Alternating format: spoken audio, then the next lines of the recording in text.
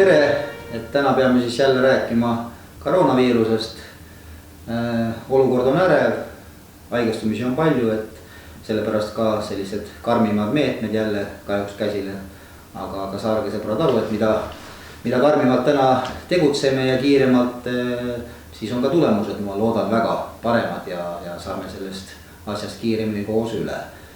Et siin oligi vahepeal küsimus, et me natuke võib-olla liiga kiiret tegutseme, aga vaatame, et ka samasugused otsused on Vabariigi Valitsuse poolt ka tulnud täpselt ja jälgime neid ja ise võib-olla mõnes asjas isegi ennetame natukene, vaadates Ida-Viru situatsiooni.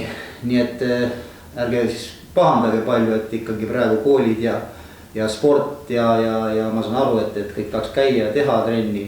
Aga küll me teeme veel trenni, et kui me haigestume, siis me ei tee väga pikalt võib-olla üldse mingeid treeninguid. Nii et praegu on siiski, ütlen selgelt välja, et lubatud ainult individuaaltreeningud õues ja nii palju käige rohkem jooksmas, käige rohkem kõndimas ja katsuge ikka sellel lainel püsida, et maskid oleks kindlasti ees, et sellised väiksed asjad, aga kui me nüüd koos kõik teeme, et on kõigil meil kergem, nii et jälgime ka valitsuse ettepanekuid, mis on praegu järjest tulnud.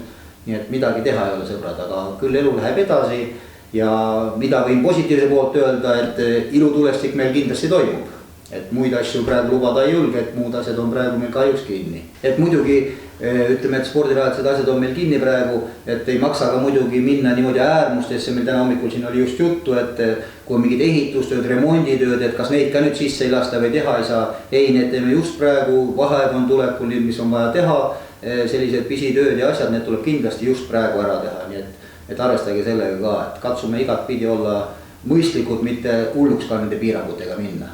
Et olge ikka terved ja järgmiste kohtumistega.